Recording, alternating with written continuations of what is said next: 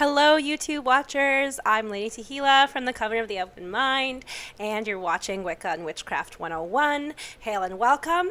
This is Lecture 9, and today we are talking about witchy tools. So you can see I'm sitting in my dining room.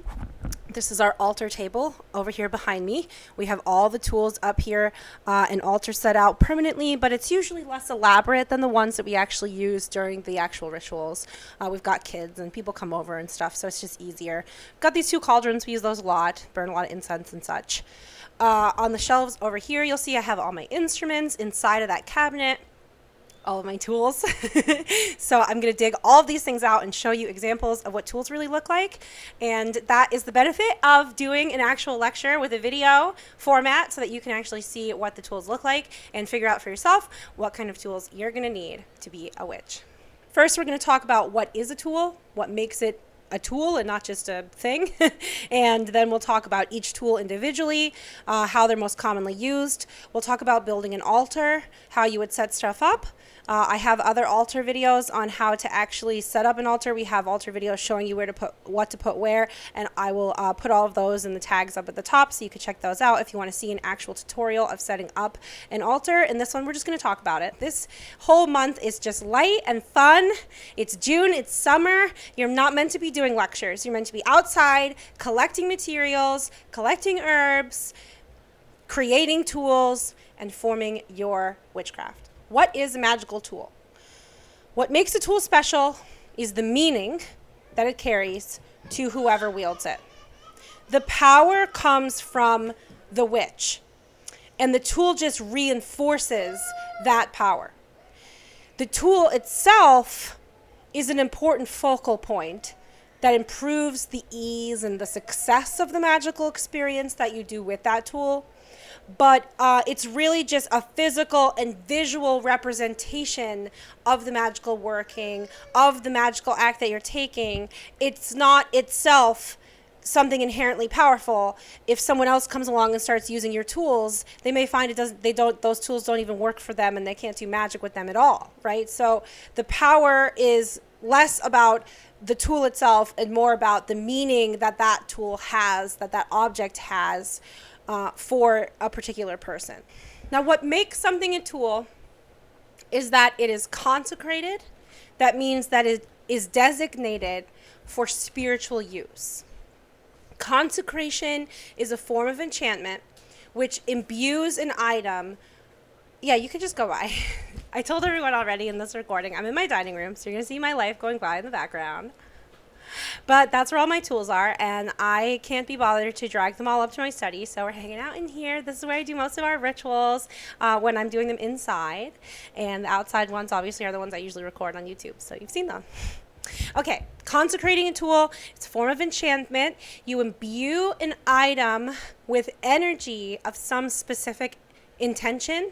That's what enchanting is. But in this case, that intention that you're enchanting the item with is sacredness, is using it for ritual or spell purpose. Okay, so the purpose of doing that is to nullify its mundaneness. Okay, how mundane does it feel? Is it something that looks like a stick you found outside to you and it just like feels silly when you use it? Okay, well, that's not a tool. When you use the tools in ritual, they don't feel silly. It feels meaningful.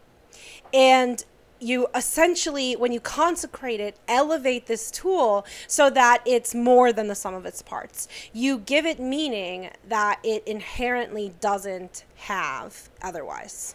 And that's consecration. Cleansing a tool is sort of the other step in the process of creating a tool. Cleansing is a form of psionics, which means energy manipulation. You're changing the energy of a space or a thing. You're putting your energy into something. And in this case, it's akin to like cleaning that thing.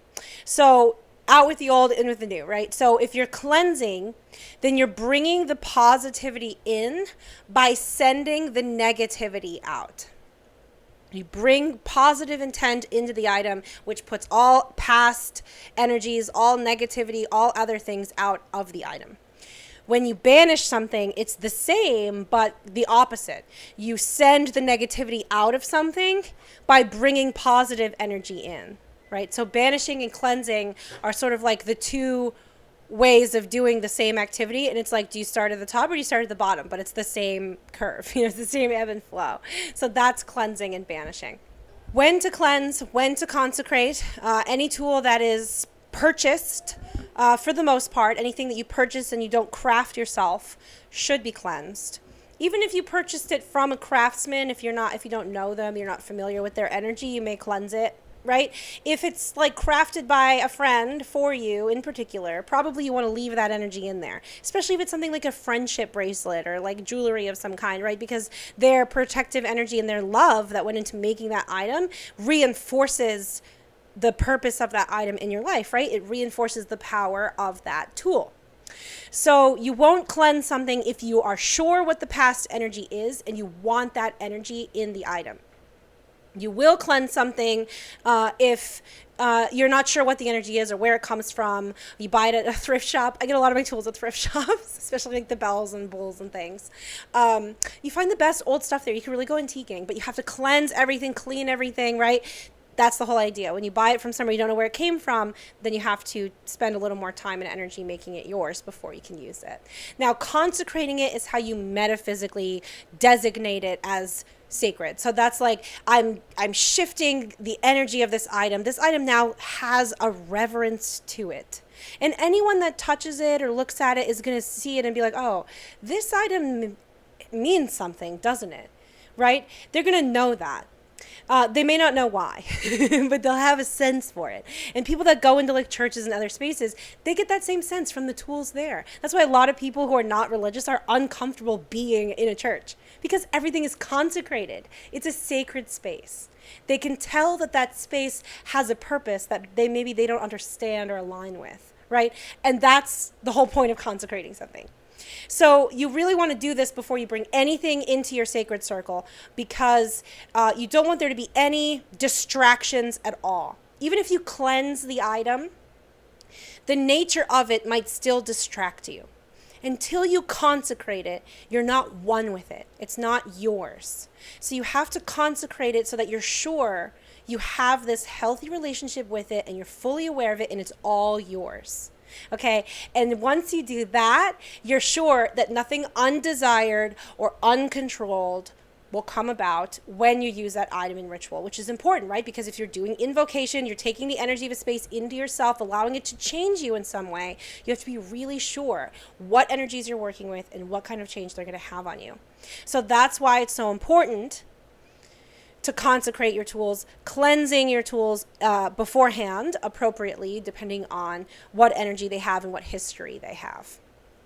If the energy in the tool can work constructively with your magic, then it can stay. That's the general rule of thumb. Okay. All cleansings stem from the same basic technique, using the elements to manipulate energy. Usually multiple techniques are combined until all of the elements are represented at least once. And the techniques will include this whole long list of things. Each of these aligns with a different element depending on what it is. So salt, drawing with salt on something, sprinkling salt in the area, putting the salt in the water, all of that embodies earth. You have the candle flame. You can run something through a flame. You can blow on it, or you can hold it in the wind. You can let it drift in the wind. Like some people will write a letter and tie it to a kite or something, and that cleanses it. Water can cleanse things, but you have to be careful. Some things will disintegrate in water. Some things will fade in sunlight or change color. So you have to just know what, usually like if it's crystals or metal, some metals rust. So you have to know what you're working with to know which of these are like the right thing to do to cleanse it, but you'll use some combination of all of these things, right? So if it's something that's damaged by water, maybe you'll leave it in the moonlight, and that'll be how water and spirit cleanses it. Maybe you'll take some salt and draw on it with some salt, or roll it around in salt, and then put it through a flame, and then just go like a lucky blow, and then you'll go ahead and leave it out in the moonlight. And that would be all the elements, and now you're sure that thing is totally cleansed. A lot of people will just combine tapping the athame with some salt water and some incense, holding it over the incense, putting some salt water on it, because that is a representation of all the elements as well. With the athame, you'll tap it, and you'll usually say something like, you usually are doing this cleansing in the process of consecrating a tool. So usually you would do the salt water and the incense first, and there's a specific process that we'll go over later when we do evocation magic, because enchanting is technically a form of evocation. You're putting your energy and your will out into the external world, into the objects. So that's evocation. So we'll talk about that when we get to the next chapter. For now, just focus on like doing some of these cleansings, finding some tools, making some tools, cleansing them. That's what you should be working on this month. We'll talk about consecrating later. So if you want to use the athame method to cleanse, just tap it and just think about the energy escaping. Use visualization techniques, all the things that you've been practicing from lecture 3 and 4. Now you're going to bring them together and start using tools as a focal point for the techniques that you already have learned how to do. You're going to want to pick up some crystals. You're going to want to find a wand. You're going to want an athame. We're going to talk about what all these things are, what yours might want to look like, what mine look like, and then you'll be able to choose. Now we will go through the most popular tools and talk about the most popular ways to use them and to craft them. And remember that most of these have specific energies and are used for specific reasons by the witches who have them on their altars. So always ask before you like touch someone's tools. If you go to someone's house, I don't care very much. People come in, people go. I just consecrate and do everything fresh before every ritual. I work with chaos, so I don't take any chances with leaving my space untouched. None of my spaces are untouched. I don't have a moment of peace, but a lot of people have an altar and they'll have stuff on it and it's very peaceful and it just sits where it's supposed to, and they take it off when they need to use it. Every so often they may cleanse and consecrate it, and it's a very ordered thing, and they may not like people picking up and touching all their stuff. So always ask before you touch people's stuff, especially their athames. Athames are also called the black-handled knife, and that's because a lot of people believe that they have to have a black handle. And a lot of people believe that they have to be double-sided, sharp on both sides. Most people say they have to be metal, but a lot of people will work with crystal athames as well, especially in certain kinds of rituals. A lot of people will say that it has to be two-sided so that when you cut the summoning pentagrams, you can cut in both directions, right? So that's how you cut the summoning pentagrams. If you can't cut in both directions, you have to turn the blade a lot, and it's really weird. But you're also not cutting real space, so maybe it doesn't matter. A lot of people say it has to be really sharp, it has to be sharpened, and then a lot more people are nervous to have a sharpened blade because they say if it cuts your finger, if it touches blood, that it becomes useless because you're doing life magic, and blood is associated with death and death magic and summons death energy.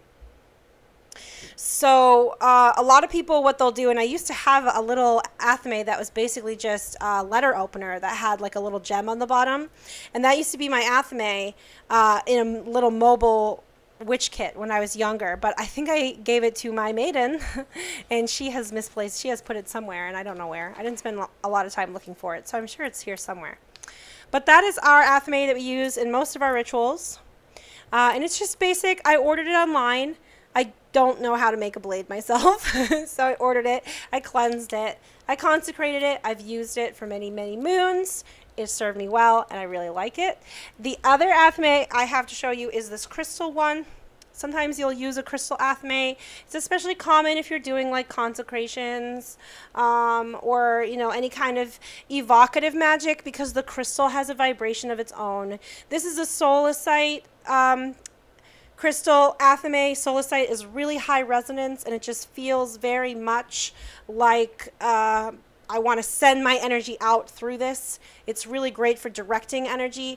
Ogun uses it a lot to do healing magic as well. So this is another thing that people will do. It's less good for cutting. I don't often use it to cut The pentagrams, if I'm using this one in ritual, I'll often do like an evocative quarter calling or something that doesn't involve the summoning pentagrams at all, right? Something a little less traditional. So that's what I use this guy for. It goes on our altar a lot during like Yule time of year, and just like Imyolk as well. Just like that time of year, the dead days, when you're being more like introspective and maybe you have a harder time expressing yourself and evoking energy, and that's when a crystal wand will really help. Okay, a crystal athame. And that's when a crystal athame will really help. Okay, next is the bell. I used to have a bell. It broke. I haven't gotten a new bell, so that's something I need to shop for. Bells represent transition. They represent moving on. Bells cleanse, and they cleanse by air and spirit. And they're also used in banishings a lot of the time. So after you're done with it, you'll ring the bell, and that'll signify it's over, the energy's gone, move on. You really want to train your focus so that it doesn't switch, so that right away when you hear the bell, you switch directly into a new track. You're in a new focus, you're in a new headspace. You're not thinking about whatever energy was just present or whatever was going on until later. Once that energy's passed and it's a memory only, then you can go back and think on it. Most of the time it's not harmful. Sometimes if you're doing a curse, it could still be harmful to think on it, so it depends. But a lot of times the bell is a way to just signify the end of a ritual or an exorcism or an initiation or the transition from one step to another within a ritual. There's different kinds of bells. Bells are more commonly featured on the altar around Yule, and there's a lot of ways that you might use a bell in your rituals. So usually you'd have one. Usually they're made of crystal or glass, and it's very easy to find them at a thrift shop. And then make sure you just cleanse them really well. Okay. Next is the besom, the magical broom. A besom is a witch's broom. It's not like a sweeping broom. It would not be very functional for sweeping. Let me show you what I mean.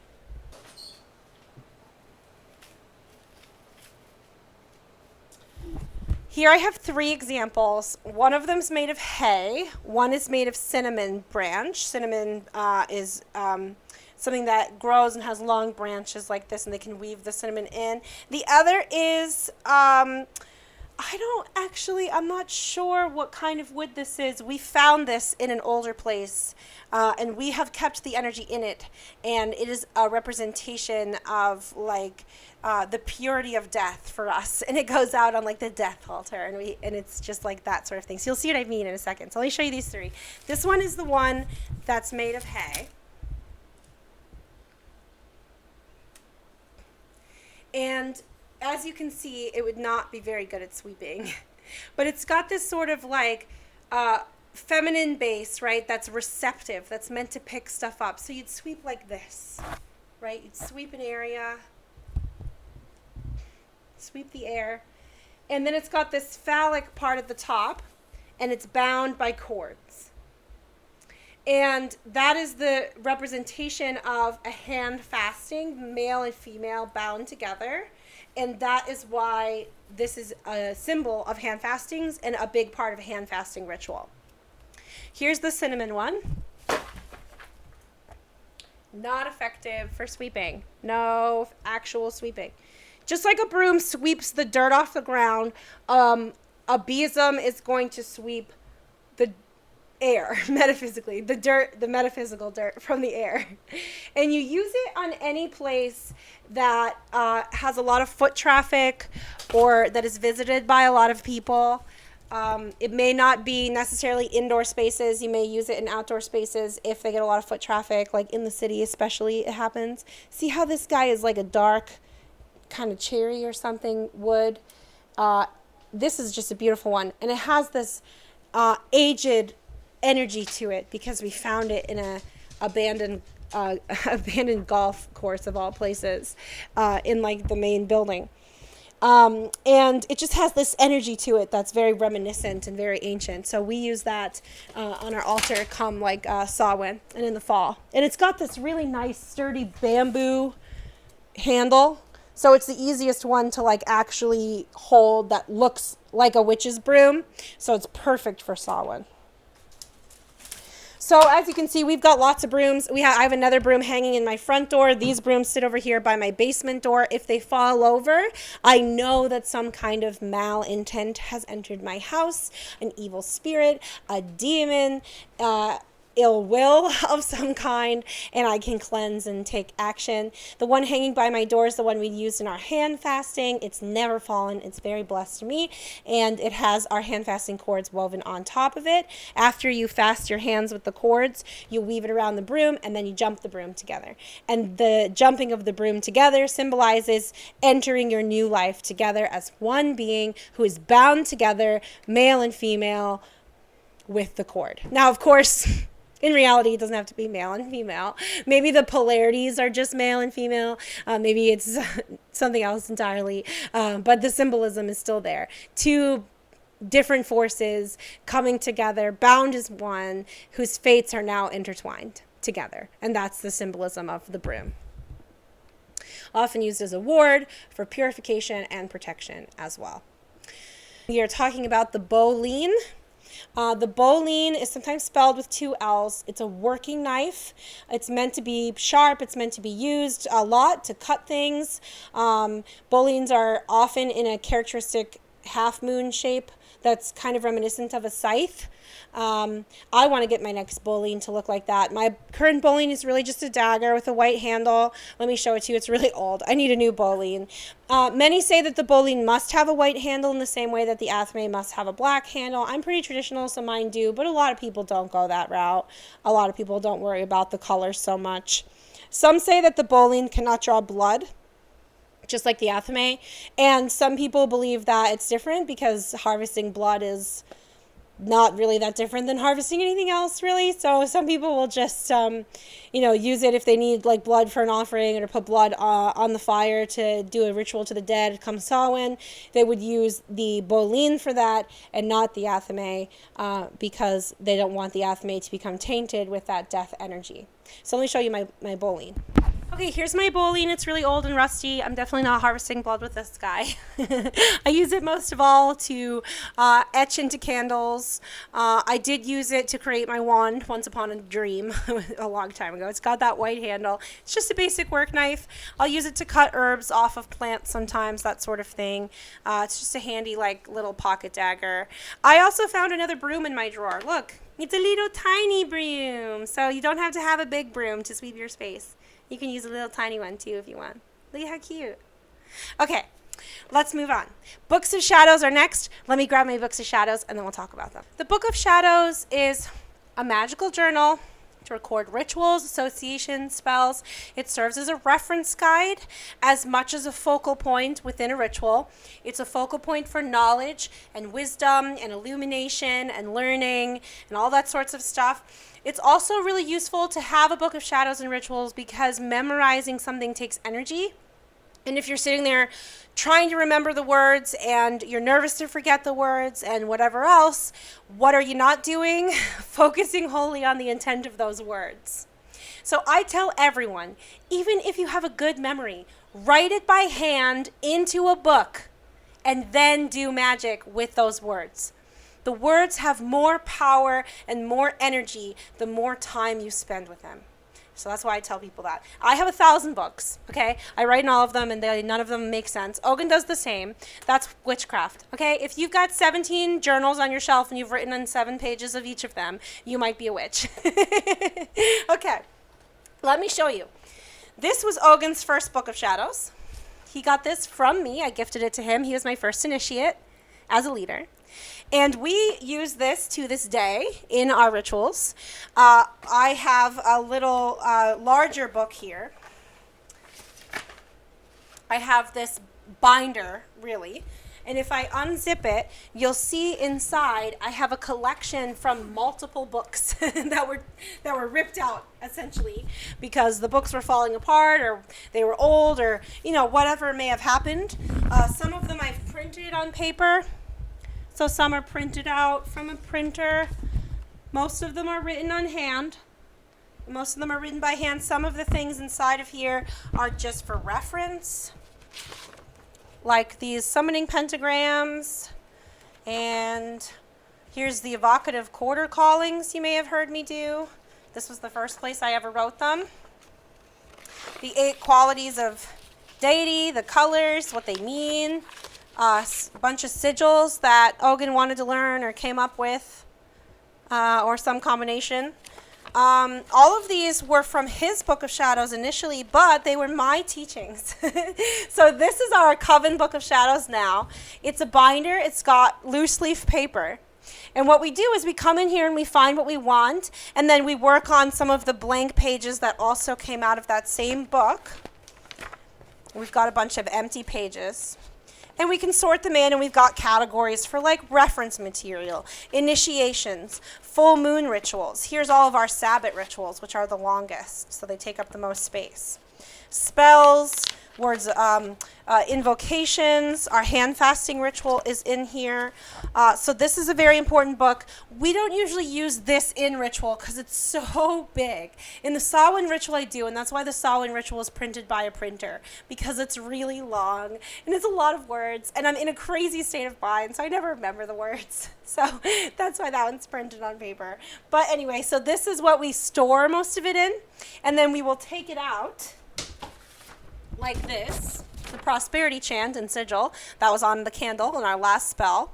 And we'll take it out and we'll put it into this smaller, easier to hold book, which is the book it came from, by the way, these papers. And I'll put it in here.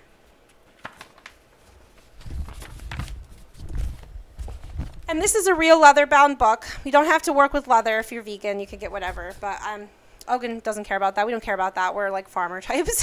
So we put this on, in here, and we hold this in the spell, and then it just has a really nice look to it. It really feels like learning and knowledge and wisdom is coming from this book, and whoever's turn it is to speak, they have the book. So it's like this symbolic, really important part of the ritual. Now, some of these pages you can see pictures of in the textbook. They're in the appendix at the back. So if you want an example of what an actual Book of Shadows looks like, including all the times that we've crossed things out and scribbled things out, then you could go and check in there. I didn't edit any of it. This is my personal Book of Shadows. It's hand-pressed paper. It doesn't look like much. I'm not a very ornate person usually. I haven't historically been into ornate things. But I wanted to show you, a lot of this is just like journal type stuff. Some of it is, very personal, like my name and my sigils, and I have symbols that I vibe with that I've written down for myself, and when I initiated to ritual, when I initiated to High Priestess, I initiated my oaths written in here, right? So that's another thing. All the rituals, I really use this book a lot. I use this book in just about all of my rituals. It's not ordered. It doesn't make any sense. I have to flip around a lot. I have to bookmark pages. Where's the page with the symbol I wanted to show you? At some point I go from writing about Jewish mythology and philosophy and stuff to more witchcraft. And that was when I reinitiated into Wicca. And this is my symbol that I drew for myself, a phoenix. And that's my name in Hebrew, Tehillah. And that was when I started using this more like a Wiccan Book of Shadows. But I had always really used it that way. It's really just a journal, and a lot of these are just journal entries, important things I had originally written in other books that I copied into this one. This is my system of numerology that I devised when I was a kid, so that was originally in a different book, and I copied it in here. Just like stuff like that. Here's like some of the phrasing I'll use for Litha coming up, probably, right? Now I've got a new Book of Shadows, and I want to start using this one soon. And this one has a phoenix on it, because that is my spirit animal. And it looks like this, and I'm really excited. And it's a lot more like pretty girl Aphrodite kind of vibes, which is, I'm working with Aphrodite now as my patroness. So I just think it's perfect for that. I saw this and I was like, this is the perfect energy for that. I bought this on like Amazon. It's not like fancy, but it's like got nice thick paper. It's got lines, which will be nice. I have never used a Book of Shadows that had lines in it before. So it'll be just different, and it'll bring new energy to my craft, and that's why I'm working with a new deity, and that's the whole point. So as you can see, even when you're an elder high priestess and you've got a book with just about every piece of knowledge in it that anyone could ever want, and you use it in all your rituals, you're still going to find reasons to get a new book because it's fun. You always want something new. You always want to shake it up. Okay, so you remember I told you some people might write in Theban because it's just conventional or it's more secret or whatever. It still is pretty suspicious to find a book written in Theban, so I don't know that it necessarily hides someone's witchcraft, but it is like conventional. A lot of people do it. I might write in Theban in my new book just because, hey, you know why? I've never done it. I've never had a witch's book written in Theban. I've never bothered. But another similar concept I wanted to mention is the Book of Mirrors. The Book of Mirrors is something, it's often used by like oracles or people that mostly do divination and don't necessarily believe in deity or like, you know, Wiccan philosophy. So they may call themselves oracles and they're big on visions and dream interpretations, or psychics, right? So there's a lot of people that may be scammers that call themselves that, but there are a lot of people that call them that are not scammers too. So it's worth mentioning the Book of Mirrors, which some people in Wicca use as well. It's for recording like dreams, divination sessions and visions and that sort of thing, because people who have them a lot find it's really useful to log them and be able to read them and refer to them, but they maybe don't want to like clog up the books of shadows they plan to use as a reference guide inside their actual rituals, because then when they're flipping around they can't find anything that they're looking for. Some people will use a digital book of shadows. That's fine too, but I really recommend that you write down what you're going to say and bring it on paper into ritual, just so that you have that representation in your hands, and so that you're not focusing on, am I going to remember the words? And instead you're focused on the words themselves. Now, if you're like a really chaotic person and you like to ad-lib what you do in ritual, maybe you don't need a book. That's up to you. But most people have a book of shadows, and this is how they use them. And people will also write the spell information and then later come back and update it with the results.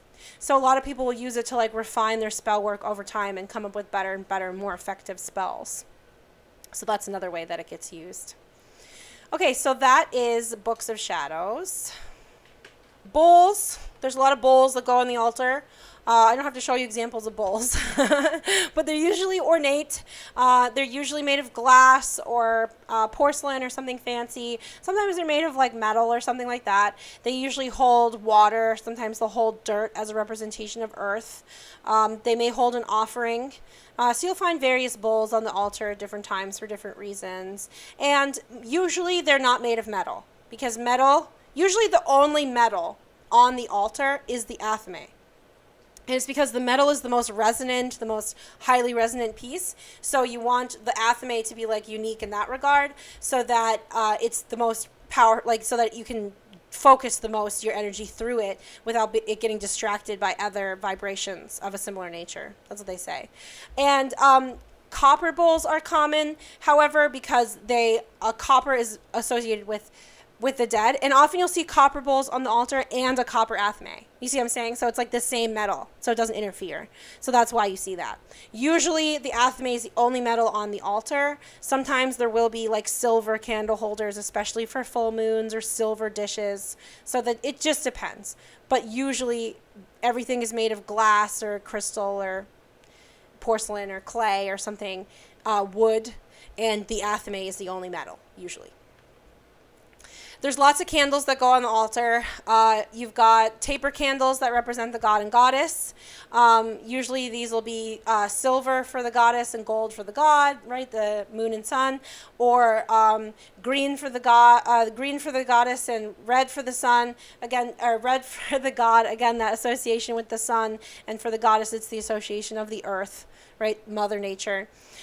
So usually the candles will go by that color scheme, not always, but usually, and they'll go on the back of the altar in the farthest back and be the tallest. Sometimes they're in like ornately carved candle holders, things that are really designed to just channel that highly ordered energy that is divinity into the space. The shape, scent, and placement of all the candles on the altar is going to vary. Usually the candles are not scented. It just depends on what you're doing. Sometimes you'll have like an apple cinnamon scent for a Yule ritual or something. But usually the candles are not scented. There's usually candles that go for the elemental representations. Many will put them in a circle around the center of the altar, and others might put them in a circle around the perimeter of the altar, around the outside. Depends on what purpose the candle is, what shape and size. The spell candles are usually smaller. I have a spell candle here. Let me grab it.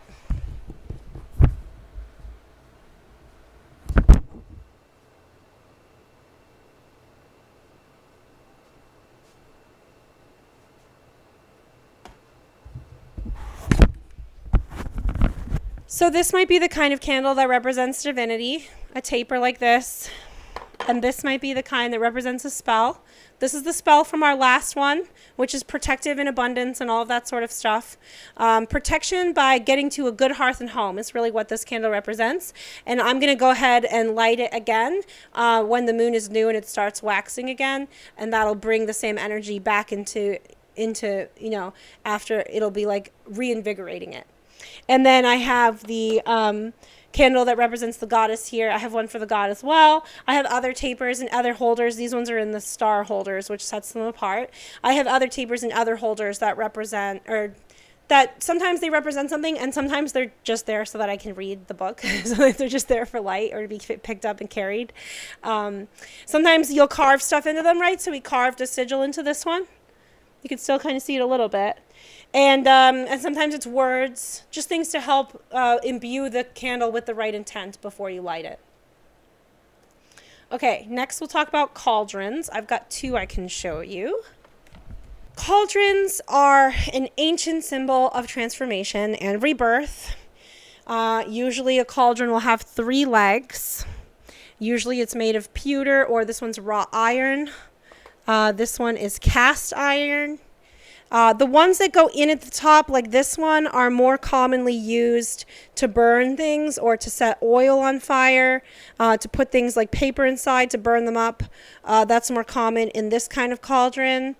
And it's really designed to hold the heat, this heavy one here. It's got the lid, so you could just cap it if you want the fire to go out.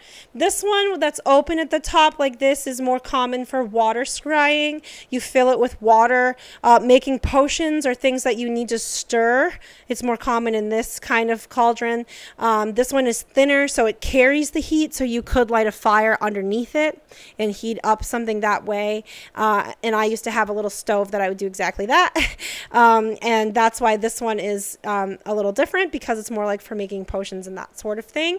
So you've got the theme of transformation in all these different cauldrons. Fire transformative, water's transformative, so it doesn't really matter. Ingredients go in, they're blended by some means, they come out as something new. Something that is more than the sum of its parts. So you see the theme of that again and again in the magical tools. That is the purpose of ritual. So that is the purpose of the ritual tools. The cauldron is a representation of the divine feminine. It can take the place of the chalice in the Great Rite. It's got themes that go to Firewind, who's the goddess of transformation and wisdom. It's got themes of Odin submitting to femininity and learning from the goddess how to do magic and embracing the side of himself that is feminine so that he can be more magical and more wise. And in that way, he becomes more powerful. So that's like the Odin mythology that involves the cauldron. He gives up his eye and goes into the cauldron. So that's the idea. Without an eye, he doesn't have depth perception. So now he's not as good at fighting and physical intelligence and the like. So it's like sacrificing a little masculinity for the femininity, because you need that balance to have magic. So it's the same theme, just the Norse version of it. And many witches will therefore say that we're cauldron born, because Odin gets his magic when he goes into the cauldron. Firewind, her servant Gwion, he licks the 3 drops off his finger. He gets magic from the cauldron. He turns into the infamous bard Taliesin.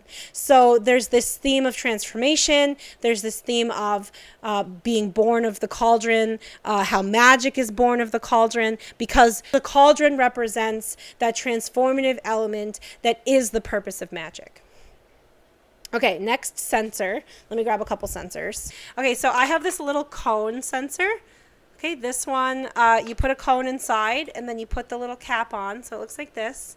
And I use this to represent the element air sometimes. Sometimes I'll represent the element air with a stick in one of these stick incense holders. I have 2 different ones because sometimes I'll have multiple altars or multiple representations of air, or sometimes, I'll just be like, which one of these better represents the energy I'm trying to capture in the ritual, So that's why I have that. And then this is our main censer. This is the one that resembles both fire and air. And it resembles both because it burns a coal in it, and the coal represents fire. The coal is the earth of fire, actually. And so when you put incense on top of that coal, you have fire and air in the cauldron. So this is what I usually walk the circle with when I'm cleansing the outside of the circle. And these other smaller ones are ones that I use more of the time to represent air on the altar, or to represent the dead at times. And I also have one specifically for the dead, but I don't know what happened to it, so I can't show it to you. It's buried somewhere. So that's what you might use a censer for. What else did I want to say about it? Okay, I said everything about it. Never mind. Okay, let's move on to the chalice. Let me grab a chalice. The chalice is what represents divine female energy. It is the womb. Okay, sometimes the cauldron will take the place of the womb, but the chalice is the main tool for that. Usually it's full of wine. It may be full of coffee or mead or some other kind of alcohol or juice, whatever you would use as an offering to divinity. So usually something high quality and yummy, one way or the other. In ritual, it is used to bless the food offering. Just a few drops go onto the food offering after the wine inside is blessed, usually as a part of the great rite. And then you would say, may you never thirst, and pass it around. And then you pass around the food, which might be in a bowl, might be in a basket, and you'd say, may you never hunger. So the chalice aligns with water. So it goes on the water side, on the west side of the altar. It's part of the great rite. And it's usually made out of fine materials, usually crystal. This one is crystal. And sometimes it'll be blown glass instead. Sometimes it'll be silver, and that's more common around Yule. And sometimes it'll be copper, and that's more common around Samhain. So some people will have like a whole copper set and a whole silver set, and they get them out at different holidays because that metal vibes with what they're doing. And some people will just be like, yo, this is my chalice. Okay, it's nice, and I use it for every ritual, and that's fine too. So that is the chalice. If you do put offerings out as part of your ritual, you should leave the offerings out for some time after the ritual, and then you would pour it out on the ground, or bury the offering outside, or even consume it if it's not out for that long. You just don't want to throw it away. You want it to feel like it was special all along, even till the end. So that's the chalice. Next, cords. Let me grab my cords. I'm also going to grab some crystals and divine representation, and let me grab a bunch of stuff for the next few ones. So, cords are usually worn by initiates in a lineage. It's something that unifies all of those people together and helps signify their membership.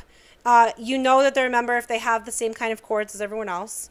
The cord length has historically been 9 feet long, and that's because then you could use it and you could put like someone holds it in the center, and then the other person goes around the outside and draws the chalk, and then you know that your circle is 9 feet in diameter. So some people have historically used the cord to do that, but usually the circle needs to be bigger than that these days. So usually most people don't do that. Some people wear them around their legs and call them garters. And those people are, the lineages that do that are more inclined to only give them to high priestesses and not high priests. And they would view it like the high priestess is the one who gives the cords. And that it has to go like that, from male to female and female to male. So sometimes the cords are used also in spell work. Sometimes you'll tie a knot in them, and you'll knot the cord to represent the manifestation, the symbolism of weaving your intent into the threads that create existence. And sometimes they'll use cords to do binding magic, tying cords around something to signify binding. Sometimes they'll bind an initiate and tie them to the altar or the ground or both, usually just like symbolically. They're not really tied up. And that just symbolizes the commitment, the burden of now keeping secret anything they learned from that lineage. Like, what are they getting themselves into? Now they're ready for anything because they were bound. They're supposed to be bare and bound, so that means naked, right? Supposed to be naked and bound in the initiation ritual. And that's like a really conventional thing. People don't do that much anymore. We give out cords. We all wear our cords in different ways. I encourage everyone to wear their cord in a different way because I'm a chaos witch and I get so much pleasure out of people being their unique selves. But some lineages have everyone wear them the same way. Sometimes it's around the waist. Sometimes it's around the head. Sometimes it's like in a graduation ceremony, like hanging. So there's different ways. These are Ogun's cords. In our lineage, you get a white one when you become an acolyte and a colored one when you become a leader, and everyone has a different color for now. If we run out of colors, we may double up. But Ogun's are there. And then if you become an elder in our lineage, you get one of these gold and black striped ones. So these are the ones you've seen me wear in ritual. I usually braid it and then put it on my head, and it feels like a crown. A lot of high priestesses will wear some kind of crown during ritual that has like the goddess symbol on it. I'm allergic to metal, so I had all this great jewelry over the years, and I've just, I don't know, I can't wear any jewelry at all for any length of time for the most part. So my cords are like my crown, and others might have an actual crown that has the goddess symbol on it or something else. But that's cords, and they have a pretty prominent place for some groups, and then some groups don't use them at all. I was like 8 years a witch before I got my first set of cords, so some people don't have them. Okay. Crystals are used on the altar. They're used throughout spell work. They have various usages. The colors and the collection of crystal you find on the altar is going to vary season by season.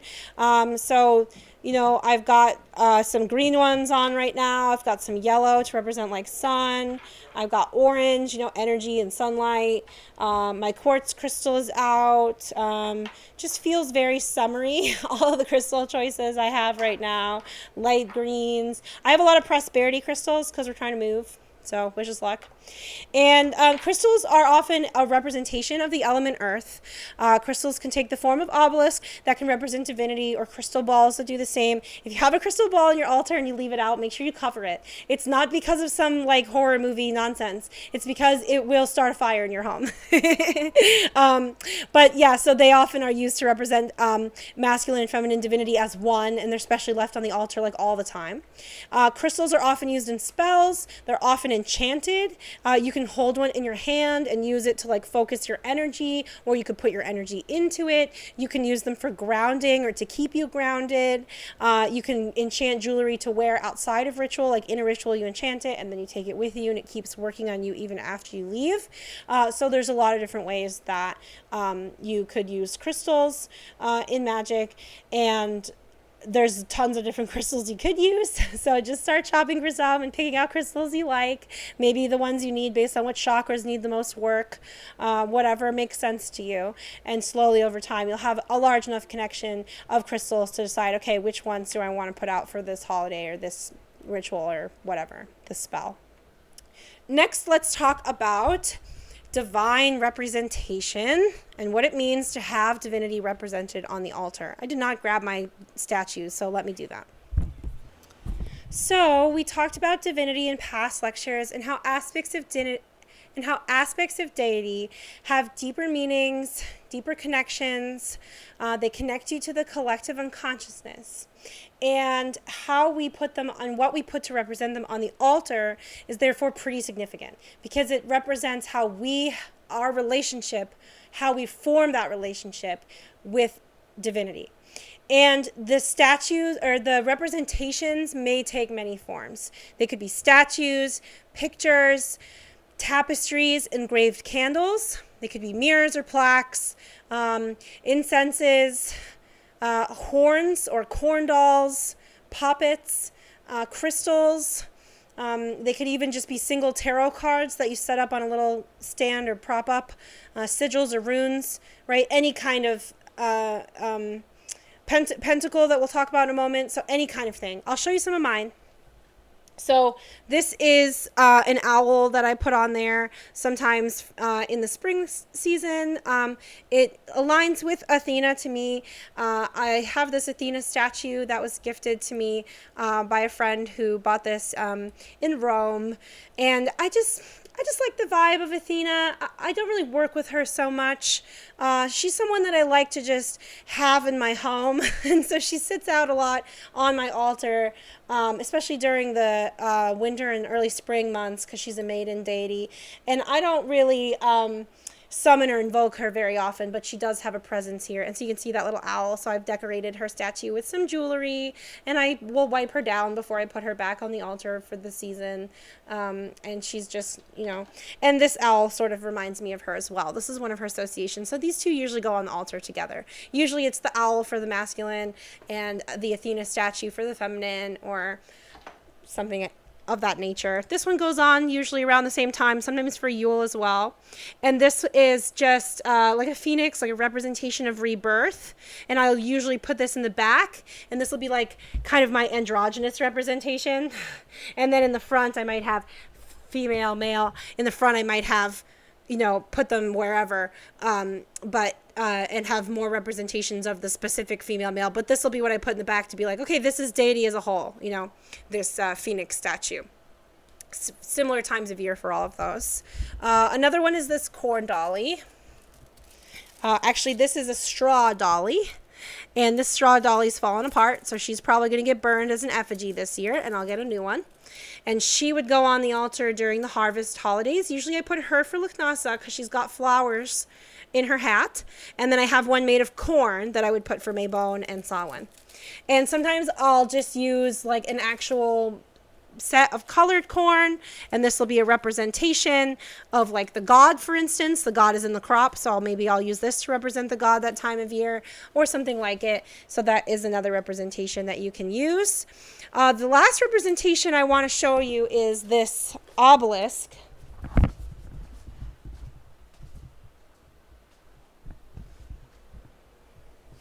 I have this obelisk that someone gifted us. It's a citrine obelisk. I use this a lot to represent deity. Sometimes it feels masculine to me, and sometimes it feels feminine. So that's pretty in line with modern gender politics. and I'll use it for what everyone feels right at that time. So right now it's on the feminine side of the altar, and on the masculine side of the altar I have a crab shell. So that was our altar for Beltane. And I still need to redo it soon for Litha. And I also have the maypole is still there in the middle. So I'll be redoing this for Litha pretty soon. And that is another representation for divinity oftentimes, these big crystal obelisks. Or you could use a big crystal ball, and that's like a more androgynous representation that's not gendered. So there's lots of choices like that too. And then drums. Let me put all this stuff away and get the drums and stuff. So really quick before I put it away, I want to show you this drawer full of crystals too. Like this is all my backup crystals. You'll see I have some crystal wands. I've got some of every kind of crystal in here. Little ones mostly, things I don't want to lose. A lot of these I can't cleanse with water, so I have to keep that in mind. Like the salt will disintegrate, that sort of thing. But that's how I store them, and I'll just get out the ones I want for a specific spell. Most of my colorful crystals are out or in the drawers right now because I use them a lot in the summer. So that's why. So drums help you to bring out an altered state of mind. They usually align with air, as do most noisemakers. Usually you would use a constant steady beat. Sometimes it builds up to a climax, like if you're trying to raise energy for a spell. There are different kinds of drums, and each one has slightly different energy and slightly different sound. Each one promotes a slightly different rhythm. Drums can be used for attunement. They can be used to invoke divinity. They can be used to celebrate and share energy with each other after the Great Rite, for instance, during the Cakes and Ale. And they can be used to raise energy, like we said. And they're just a great tool for both warming up and cooling off in a ritual. So different kinds of beats, different kinds of drums can be used in different ways to really make a ritual feel whole and make it feel like fully engaging. And that way people don't, like, their mind doesn't start to wander because you're using too many words, right? You have a time period in between each section where you give people time to just be in the space and be themselves and have their own space. And that allows them to stay focused on the words during the rest of the ritual so that they are participating wholly at each part they're supposed to and still having time to be themselves. So drums give people a way to do that. They help promote an altered state of mind. They are great for transcendental meditation, especially if everyone starts dancing. They raise a lot of energy, so drums are really useful. I have this little hand drum that I like to use sometimes if I just want one that's like I can drum while I dance around. This is El Darbuka. I got this in Tel Aviv. It's a great little drum. I really like it. You got to be careful not to get these guys wet. I have this. This is my main drum. It's a djembe. And I usually hold this guy in between my legs and go to town on him. That's my drum. And I get into a very good altered state of mind with this guy. And you guys have seen me use him in ritual before. And then I've got a tambourine I use sometimes. Sometimes I bang it with a mallet. And that gives a slightly different sound. And sometimes I will tap it and dance around. And I like to especially use it if I'm singing as well as chanting. And then sometimes I'll use something like this, which is another slightly different sound as well. And you can get a steady beat with anything. So like, for instance, like let's say you're trying to do something shamanic. Maybe you want to use something that's more like this and just like, you know,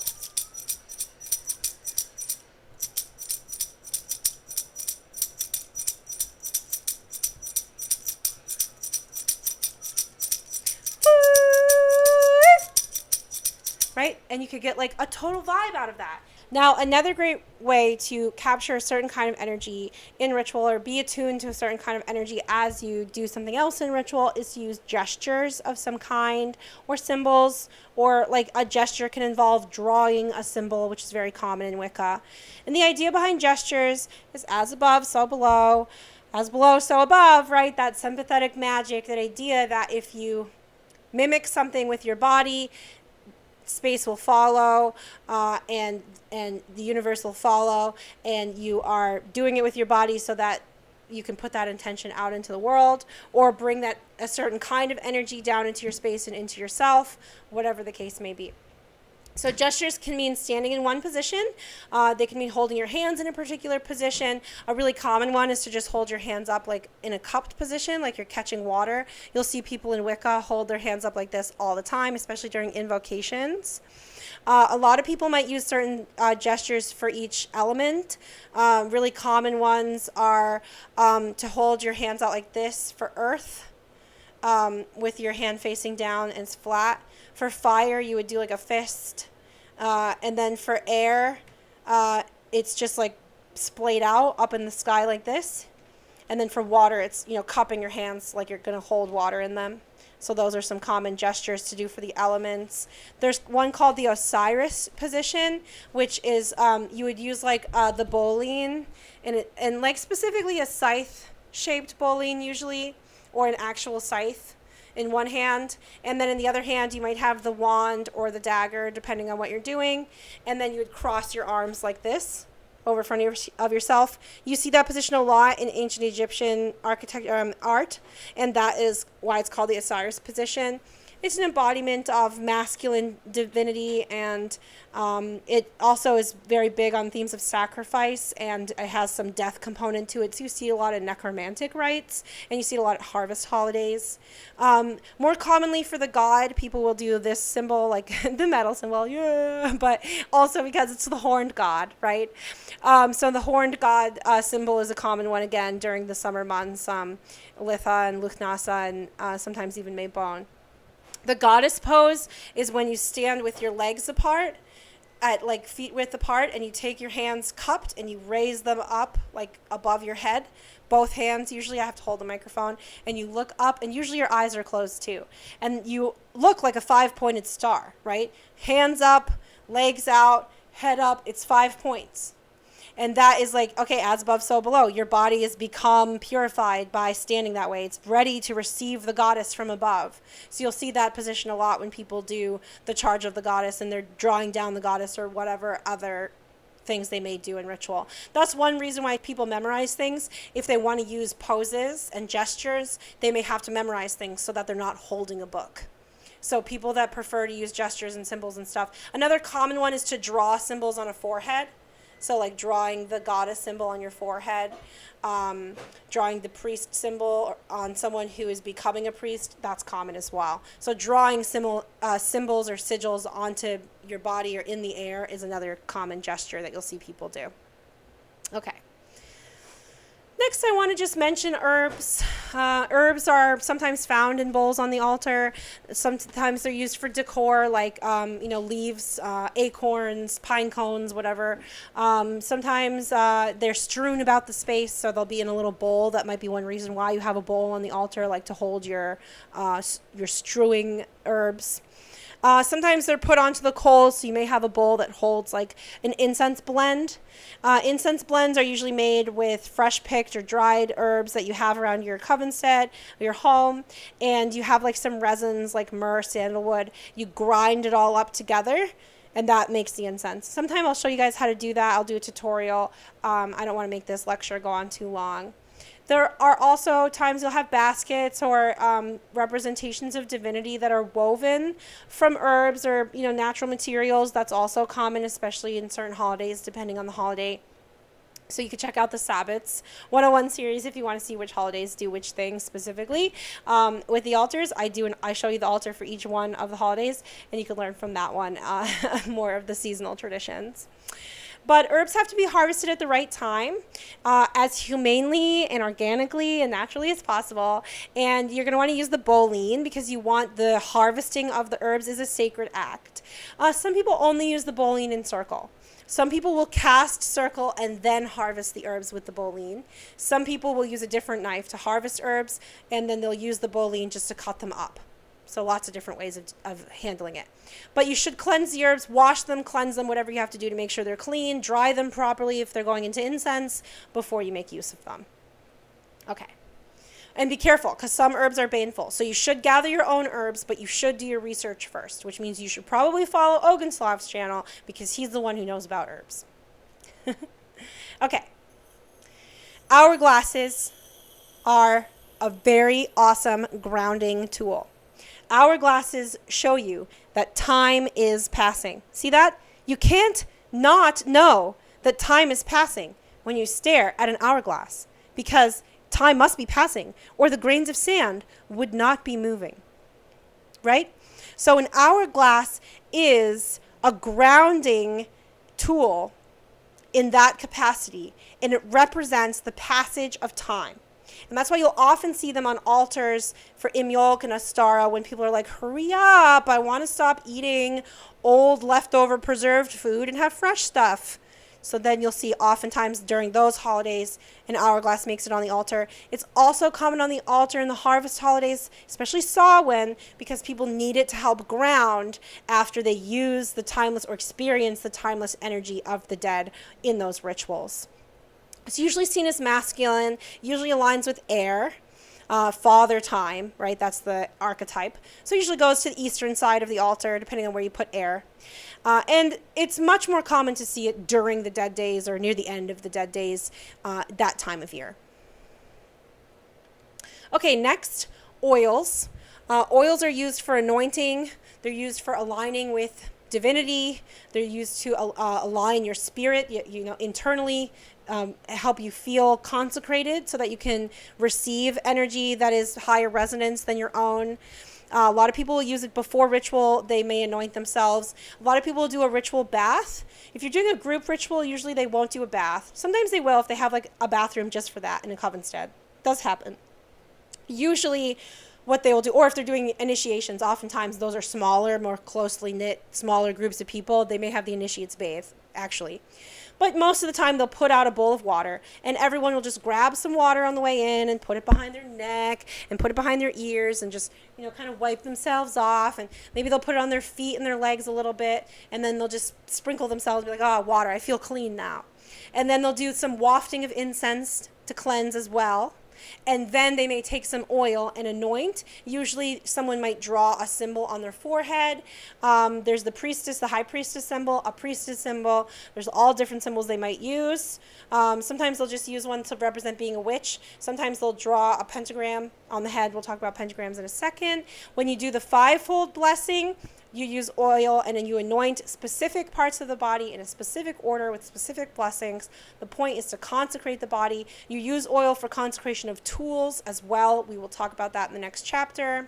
Sometimes oil can be offered. It can be an offering, especially to the dead or to divinity. And it may be found in a dish just left to like evaporate into the air over time. I'll tell you some of the oils I have in my house if you're curious. The one I use the most often is missing, so I will have to find that. But here are a bunch of my oils. Some of them are so old you can't even read the labels anymore. Usually you'd like to use them up faster than that. But they're still okay because these ones are very well preserved and they're in a bottle that's dark, so that's better for oils that last longer. I have patchouli oil, ginger oil, a lot of mint oil. Mint is very good for like general cleansing and anointing before ritual. Tea tree, orange, eucalyptus, and patchouli and amber oil, which I use the most often, and that's the one that's missing. I have to find it. I use that one the most often because I really like patchouli as a fivefold blessing herb. It feels very divine to me. It feels very it feels like abundance. It feels comfortable. I associate it with divinity personally, but a lot of people might use something like mint oil or olive oil, sage oil. Yeah, anything can be turned into an oil if you steep it in the sun. So just think about that. Okay, so pentacles. Pentacle comes from the French phrase penacole, which means a neck hanging of some kind, something that hangs from the neck. It really refers to any kind of pendant or amulet that has a symbol or representation of divinity on it. Usually it's a symbol or sigil of some kind. Sometimes it can have a carving. So this is technically a pentacle because of the carving in the background. And this one has a divine representation on it. This is actually a demonic representation. This is Cthulhu. So I do work with Cthulhu sometimes. I do chaos magic. I sometimes do ritual chaos magic, and I might use this pentacle. The most common pentacle hanging behind me, the pentagram. Lots of people have lots of pentacles on their altar. They may be shaped differently. They may be sigils that represent different deities. They may be rune stones or runes that someone comes up with to form into a sigil. They could be existing sigils. They could be like the symbols that are used in astrology, for instance. Or they could be something you come up with yourself and you carve yourself. You can make them out of wire. They can be jewelry that you wear, or they can just be something that you put on the altar. So, that it represents divinity or whatever, a spell intent, something like that. So there's a lot of reasons why you might use pentacles. And pentacle, the term, it's semi-ambiguous because it can refer to both the symbol itself and also the nature of that symbol to be found on an amulet or like a necklace of some kind. So you'll hear people say pentacle to refer to any such roundish shaped symbol that represents divinity and goes on an altar. Notice how this has like a little hook on it, so it could be worn on a thick, heavy cord. You could wear it and it could be like something that weighs you down or something that like makes you feel heavier because of some like component of dread. So that's the idea. So this pentacle has a lot of uses. I use it to represent just like mad chaos and madness. Some people might use it to represent other kinds of chaos. I don't know. But yeah, pentacles are how you branch off a little bit from like conventional Wicca. Most pentacles take the form of the pentagram, which you can see on the wall behind me. The pentagram is the 5-pointed star surrounded by a circle. The circle and the 5 points represent the 4 elements coming together to form spirit, the transcendency, and when you do that, you form a sacred space, the sacred circle. So it's a representation of sacred circle. And that's why it is inherently protective. And people will draw it and keep it in their homes as a symbol of protection. It's on altar cloths. It's on all of our cauldrons. We have pentacles shaped like it that we put out sometimes. Our taper candle holders are shaped like pentagrams. So you can see pentagrams are the most common pentacle of all and are found everywhere in every possible way you can imagine, even ways that are not technically pentacles, I guess, right? Like candle holders. That's not a pentacle. So that's the pentacle, that's the pentagram. Two things similar but slightly different. Usually, if you do have it, it represents Earth and it's hung up to the east. That is the eastern direction, in that direction. Okay, next is the scourge. I don't have a scourge. I'm not a big fan of the idea of it. If I want to make sure someone's ready to suffer to learn, I have other ways of doing that than pretending to torture them. Personally, I don't get the symbolism in that. I don't really vibe with it myself. A lot of people do use the scourge today symbolically as a representation of like keep our secrets or else, because it like comes from that secrecy era. But it's not even really that grounded in reality, because probably there were not covens of witches in the witch hunt era. We'll talk about that in a later chapter. But that's the idea, that if you could survive the torture before your initiation ceremony, then you could certainly survive the torture at the hands of like the government or something. Rather, they would say if you couldn't survive the much less extreme version that they do in the initiation ceremony, then you definitely could not survive the real version. You would totally rat out your coven and everyone would get in trouble.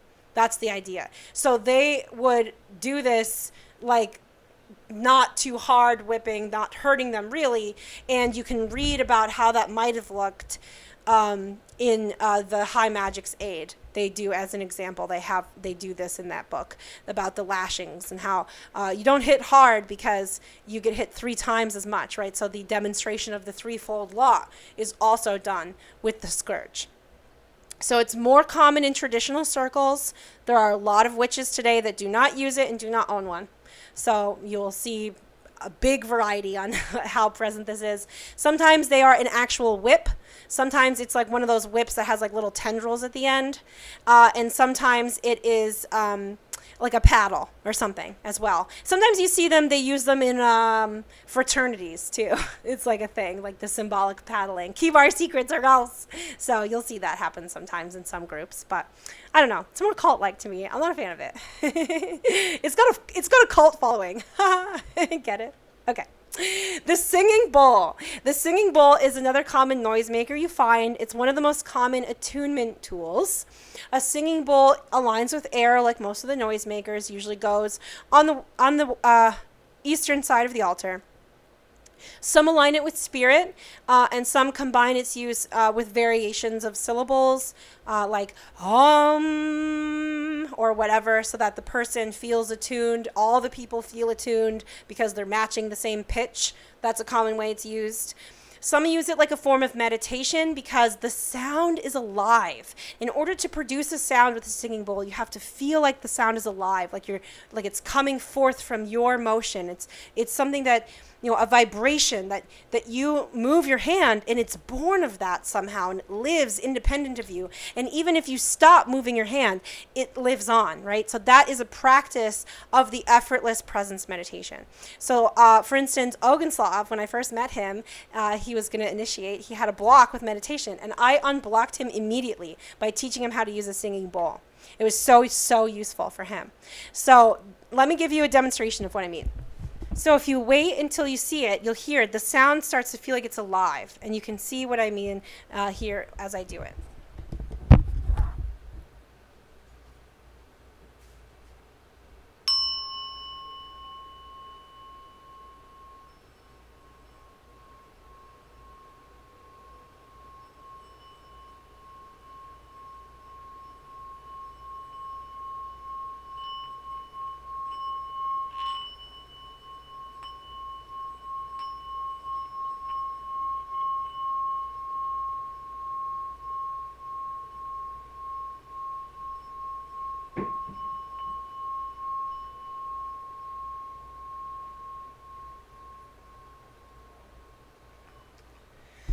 So if I want to influence how it sounds, if I want to change how long the wavelength is, if I want it to be more like wah, wah, wah, as opposed to wah, wah, wah, wah, wah, wah, wah, if I want to change the sound, I have to be very in tune with the way that my actions influence the vibrations, right? And that is how you do magic.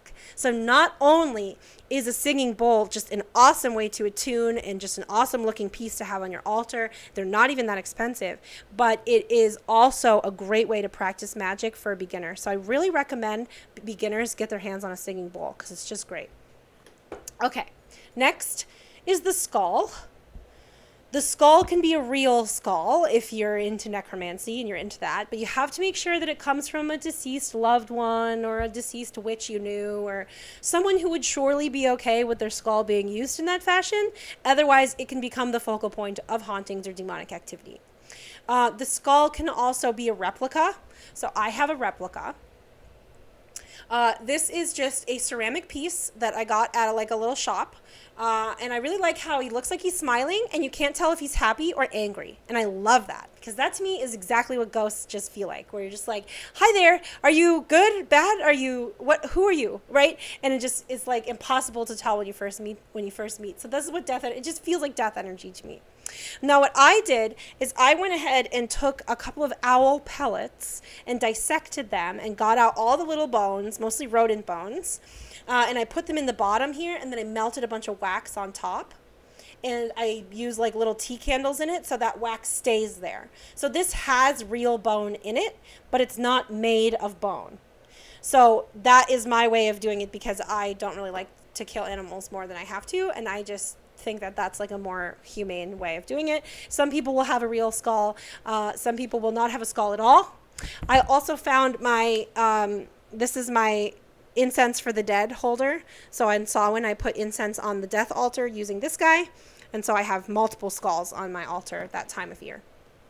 My table right now is all just like skulls and Cthulhu and stuff. This is like, it looks like I'm doing some demonic crap. And really, I'm just teaching people witchcraft. Okay, so anyway, the bones can come from wherever. You can find them in nature. Be creative. You don't have to use a real skull. It's good to have a representation for the dead. Another thing you're going to want to go with the skull is an offering plate for the dead. Let me show you mine. So inside this offering plate, I have a lot of muted colors. I have some coins that are not worth anything in society, but they have like energy with them and they feel like the past. I have some keys, some jewelry. I have a ring that belonged to my grandmother who's now passed away. I have like some stuff that represents rebirth. I have an obsidian.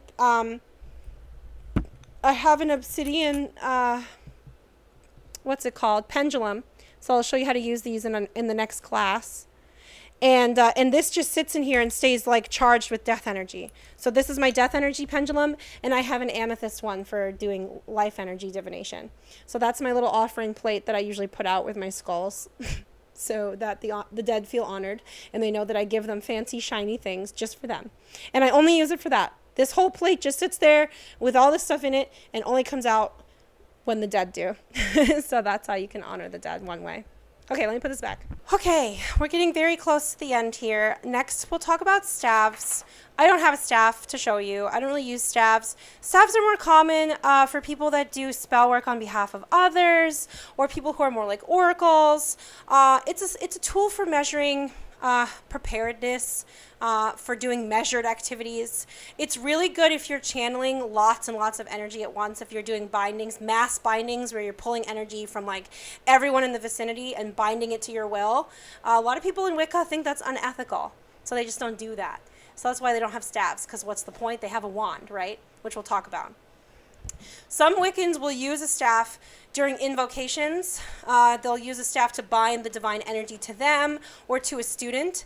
You'll often see that they're used in like Reiki attunements for people who are also Wiccan.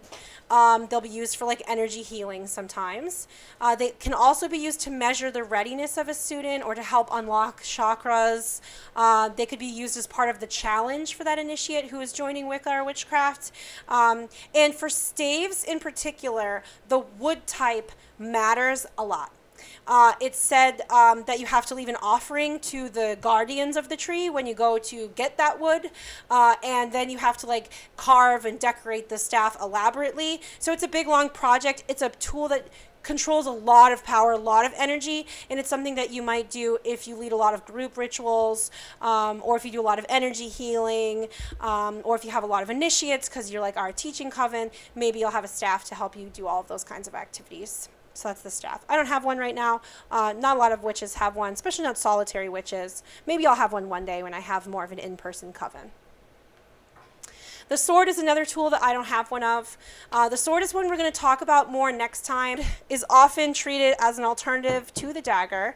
It's got a more protective, defensive energy to it. It aligns with a tarot suit, the suit of swords, and it's really like divination. It aligns with like air as an element more than fire, like the dagger. We'll talk about that more next time. The sword is often used in place of the dagger to cast circle. Sometimes it's used for spell work, but usually that spell work will be protective, defensive, not aggressive, cursing, that sort of thing. And we'll talk about why next time. Swords are, they're more common in rituals that involve like invocation and divination most of all. And a lot of people that use swords regularly don't do spell work at all. Swords can also be used for invocation as well as evocation because it's all defensive magic that aligns with the purposes of divinity. So those types are also only working with deities that would do defensive magic and protection and that sort of thing. So a lot of covens will use a sword both as like a wand and an athame, and they'll only work with divinity in invocations exclusively, and that's when you might see a coven have a sword. Maybe we'll have one day. I haven't found much use for that myself. I'm a very fiery, windy, aggressive kind of person, so we use daggers and athames more than swords here. Last but not least is the wand. The wand is another tool for invocation. It aligns with the element air. Some people associate it differently, and we'll talk about that next time. But the point of the tree that grew the wood that is now a wand is to turn carbon dioxide into oxygen. So it turns something that is not beneficial to us into something that is beneficial to us. And that transformative action is the metaphor for how we use a wand in ritual as well. We use a ritual to transform inside of ourselves. And people will therefore sometimes align it with fire because the point is to take the divine energy down and transform our inner flame with it. So some people will align it with fire instead of air, and we'll talk about that more next time, the traditions and conceptions and differences between lineage and lineage. Sometimes people will use different woods based on, you know, what they're going to use the wand for, what their energy is like. Some will just pick whatever wood feels right to them. The wood choice is less particular in the wand than the staff. It should just feel right to you. It's less particular because you're not usually using it to channel others' energy, just your own. So it should just feel right to you, and that's it. Some are decorated ornately. Some of them are carved as well, but that's not as common as you see for staves. I'll show you mine. Mine is really basic. This is mine. This is a piece of black oak. It's a stick that I found on the side of a street in Philadelphia that fell off of a tiny baby tree. And I took it home and I carved the bark off of most of it, and then I sealed it with some clear nail polish. And I have not done any maintenance on this wand since. And that was 12 years ago. I use this wand in just about every ritual I have. Even my dog knows that this is not a stick you chew on. It's a tool, not a toy. As you can see, the length of it is almost from my middle finger down to my elbow. Some people might have a slightly longer wand than me. And that's how long a wand would usually be. You're not waving it around like you do in Harry Potter. Sometimes I do wave it, but it's usually like this, and it's because I'm just feeling the energies moving around in the space. Okay? Sometimes I'll tie ribbons on it, and I'll actually move it around and make the ribbon move around, and that'll help symbolize the energy moving as well. And that's how you use a wand. You hold it when you're doing invocations. It helps bring the energy down into yourself and transform you. It's a phallic shape. It's a masculine tool, even though it aligns with invocation. Because you, in that metaphor, are the embodiment of the feminine. You are receiving the divine masculine, and that's why the tool is phallic. and you are like the feminine. It comes down into you and you receive it. And that's, again, the metaphor of like Odin submits to femininity, right? That's the idea that you need feminine and masculine energy in equal parts, doing different things, but in equal parts in order to do magic or find divinity or find balance of any kind, right? So that's the same idea. Different kinds of woods work better for different kinds of invocations, but it's less particular than the staff, and that is the wand. Mine is getting old. I'll probably make a new one soon. It's starting to have dents and stuff in it. The kids have gotten their hands on it on an occasion or two, so it's losing some of its consecrated edge. So I'll have to do some work on that soon. But it served me well for many, many moons, and I'm very fond of it, even though it was just a stick that I found on the ground. But I've cleansed it. I consecrated it. I used it in ritual. It never felt mundane to me. When I use it, people don't laugh. It doesn't feel silly to use the wand. It feels meaningful, and that is the point of a tool. It doesn't matter where you find it, as long as you consecrate it well. Okay, so last slide here is on building an altar. When you go to build an altar, you have to keep in mind that the altar symbolizes the ritual as a whole, okay? What changes will be wrought by this working? What is the purpose of that ritual? Everything on the altar should have constructive energy, just like herbs in a recipe in the kitchen. They have to go together. They have to taste good. You have to use them in the right amount. Often people use an intuitive understanding. They'll put stuff together and be like, oh, that doesn't look right. Oh, that's too much. Is that too much? And they may go back and forth a little bit before they have it fully set up. But that's how you usually put an altar together. They are highly ordered. Again, because Wiccans work with life and death magic, they work with divinity, they work with ordered things. They want the altar to be ordered so that their life is ordered, so their magic is ordered. That's the whole point of having it. It's like an anchor for you in your spiritual ship. As you sail about the world, you are anchored by your altar. So that's the point of it. Now, spirit and death elements, they usually align on the water side or the earth side. The rock which the many lives occur on, and the water which gave birth to all life is seen as the gateway to the underworld. So you usually put those on that side. You'll also see that spirit usually goes on that side, a candle or an offering plate. I usually put my spirit on the masculine side. I just think it's because my divine persona is masculine. Polarity. I don't think there's any reason to that beyond my own personal preference. I think most people would put it on the goddess side. The hourglass usually goes on the god side. That is like a symbol of grounding. So maybe that's, I sometimes put that on the other side too. So I don't know. Maybe I just mix it up a little, but everyone's got their own personal preferences too. The wand is usually air. That usually goes over on the air side. There's usually a candle snuffer over on the outside of that. Then the censer goes closer to the bottom where it's easier to take it out. So you put the bowl of salt and water on the goddess side at the bottom, the athame at the bottom, which aligns with fire, the censer on the air side at the bottom. Again, all those things at the bottom of the altar, because you're going to have to pick them up a lot. All you have to do with the candles that represent divinity is light them, and they're the tallest things on the altar usually, so that's why they go in the back. So there's no one right way to decorate an altar, and next time we'll talk about some of the different traditions and the different, like, if you're like, oh, I feel really Celtic and my ancestry is Celtic, how do I make an altar that feels Celtic? Well, next time, that is exactly what we're going to start with. And in the meantime, what you should do is write down all of these different tools, or at least the ones you want to use and what they mean to you and how you plan to use it. Start looking for materials to make them, or start looking to buy them somewhere. Look at thrift shops, look online, look for things that were made by hand or that are antiquated and have some history to them, some inherent value. That usually makes it easier to consecrate and is better for a first-time tool. In some traditions, you're gifted tools. We sometimes will give out like one tool to each initiate to be like, hey, here's your tool, like here's your gift, right? But we don't usually give a whole set of tools because most of our initiates are solitary and have tools that they've been working with their whole life. So usually I'm just like, what don't you have? Let me give you what you don't have. So so it's just different in every lineage. But I think that if you guys are watching these videos and you're learning how to be an open-minded witch, or you're learning how to be a solitary witch, now is the time for you to go start finding your tools, finding your crystals, thinking about your altar. You should draw your planned altar layout in your Book of Shadows. All of that sort of stuff is what you would be working on now. I think a lot of those are in the exercises for this week.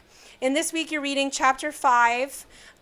It's actually pages 156 to 175. It's the first half of chapter 5, going through the middle of the traditions and conception section, basically. Two of the first two sections of that read this time, and the second half we'll read next time, which is more on the differences in belief and stuff like that versus the actual difference in the tools and how they align. So we'll talk about that next time, as well as divination techniques. This time, do exercises 1, 2, and 4 from chapter 5. For the questions, it's most of them, 1 through 32. So same as usual, we start off heavy in the month, and the second lecture in the month is always lighter. And that is the way it will be this month as well. But that is it for our class today. I hope you guys find some really great tools out there and really get started. If you have any questions on what can be a tool or how to make a tool or what to do once you find something, please go ahead and drop a comment or shoot us an email or join our community. And we're happy to help you guys get started with your craft. And I'm so excited to be doing this course in time, and that it's summer right now in the Northern Hemisphere at least, and where it's the right time to be looking for tools and getting started. So I can't wait to see what you guys are doing and what kind of tools you're finding and making use of. It's really exciting. I need some new tools too. Maybe it's time to look for a new wand. My 12-year-old stick. Well, thank you for joining us, and from everyone here at the Coven of the Open Mind, blessed be.